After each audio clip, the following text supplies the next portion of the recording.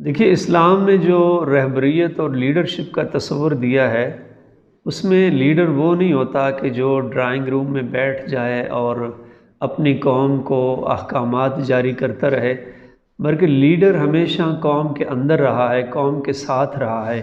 Leader وہ ہوتا ہے جو قوم کے دکھ درد میں ان کے ساتھ شریک رہے، اور جن زحمتوں سے مشکلات سے قوم گزر رہی ہے، لیڈر بھی انہی زحمتوں کو برداشت کر رہا ہوتا ہے، انہی مشکلات سے گزر رہا ہوتا ہے۔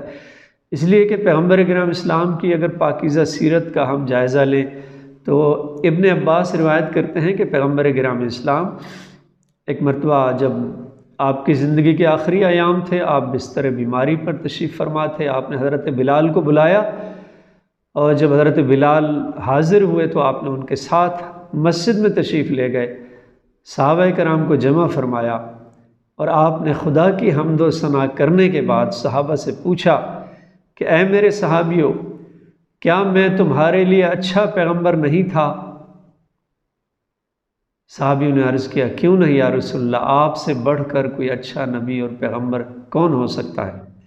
پھر آپ نے پوچھا، کیا میں نے تمہارے ساتھ جہاد نہیں کیا؟ کیا میرے ایک جنگ میں میرے دانت شہید نہیں ہوئے؟ کیا جنگ میں میرا چہرہ غبار آلود نہیں ہوا؟ پھر آپ نے پوچھا، کیا یہاں تک کہ میری خون سے میری داڑھی جو ہے وہ رنگین نہیں ہوئی؟ اور پھر آپ نے پوچھا، کیا میں نے اپنی قوم کے جاہلوں اور نادانوں کے ساتھ حد درجے تحمل اور بردباری کا مظاہرہ نہیں کیا؟ کیا میں نے اپنے پیٹ پر پتھر نہیں باندھے؟ جب آپ نے اصحاب سے چند سوالات پوچھے، تمام اصحاب نے گواہی دی، بے شک اے اللہ کے رسول، آپ نے ان تمام مشکلات کو برداشت کیا ہے، ان تمام زحمتوں کو آپ نے ہمارے ساتھ مل کے اٹھایا ہے، آپ صابر رہے ہیں۔ جب اصحاب نے یہ اظہار کیا تو پیغمبر اکرم اسلام نے ان کو دعا دی اور فرمایا کہ خدا آپ کو جزائے خیر عطا فرمائے۔ تو دوستو، لیڈر اور رہبر ہمیشہ وہی ہوتا ہے جو قوم کے دکھ درد میں ان کے ساتھ کھڑا ہوتا ہے، جو ان کے ساتھ شریک غم ہوتا ہے، شریک سفر ہوتا ہے، شریک کار ہوتا ہے۔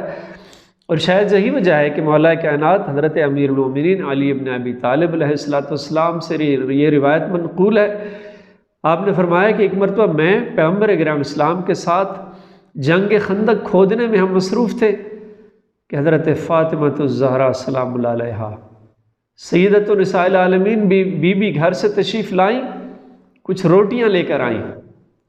پیغمبر پوچھتے ہیں، بیٹی فاطمہ کیا لائی ہو؟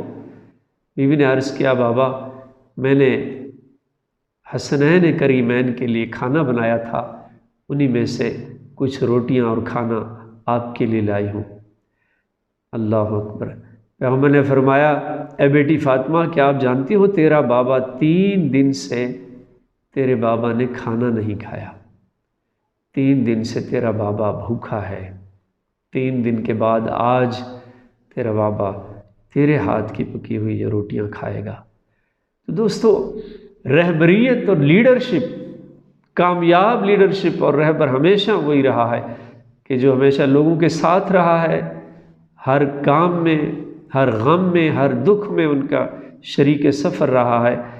اور بدقسمتی ہماری کہ آج جو مسلمانوں کی جو لیڈرشپ ہے عالم اسلام کے اندر، اگر ہم نگاہ دوڑائیں، کسی مسلک کی بات نہیں کر رہا، آپ کسی بھی مذہب اور مسلک کی لیڈرشپ کی اگر بات کرتے ہیں تو آج کی لیڈرشپ ڈرائنگ روم میں بیٹھی ہے اور احکام جاری کرتی ہے، اور پھر توقع یہ رکھتی ہے کہ قوم قربانیاں بھی دے، قوم اس کی بات پر لبیک بھی کہے۔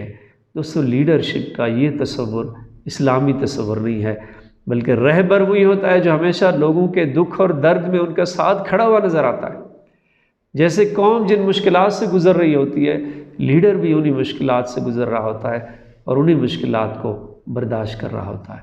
تو آج ہمیں اپنے آپ کو یہ جائزہ لینے کی ضرورت ہے، اپنا احتساب کرنے کی ضرورت ہے کہ ڈرائنگ روم میں بیٹھ کر سیاست کرنا، رہبری کرنا، یہ قطعاً جو ہے اسلامی رہبری اور لیڈرشپ نہیں ہے، بلکہ میدان میں اتر کر لوگوں کے ساتھ کھڑے ہونا، لوگوں کے دکھ درد میں شریک ہونا، یہ حقیقی لیڈر اور رہبر کی ذمہ داری ہے۔